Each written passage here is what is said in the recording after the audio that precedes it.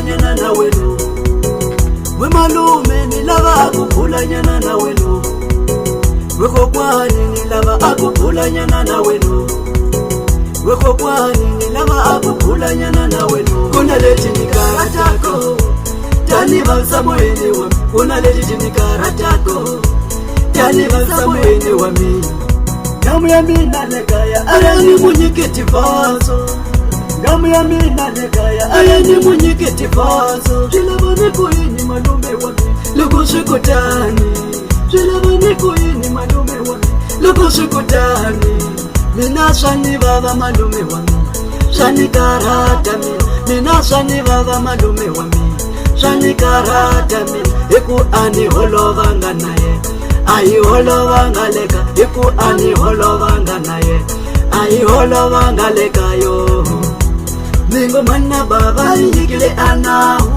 bakuloku shitika shilu baba kama lume wawe ningo manna baba yigile ana bakuloku shitika shilu baba kama lume wawe ingani kunibona la imaka unibona la nilava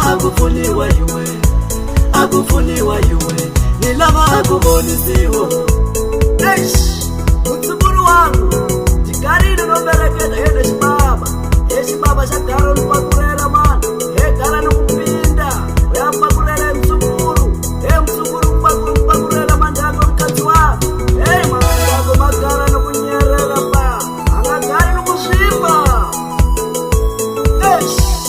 amabhela usowanelezo vatimbiluka ukuchomchom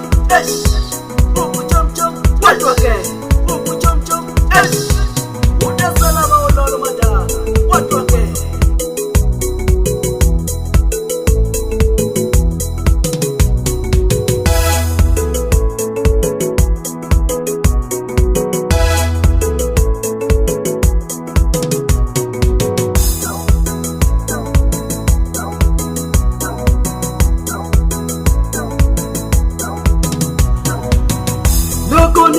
lilelekai senibuya shuruka malu nokumangwanyana sara leswichumo loko nibuye lilelekai senibuya shuruka malu nokumangamya mina sayirwa leswichumo amarito shuru ya malu kasinta machela man amarito shuru ya malu kasinta machela man anipulile shuru malu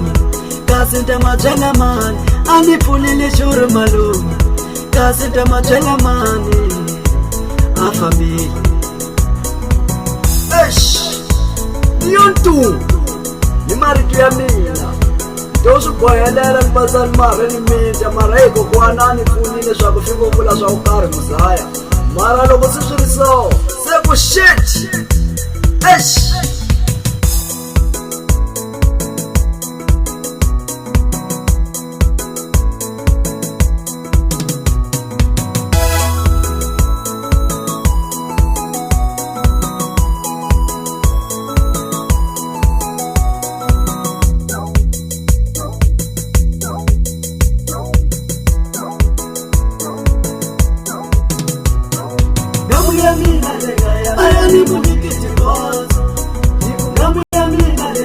ayani munyikiti vaso jilabani kuyini malume wami loko shikutani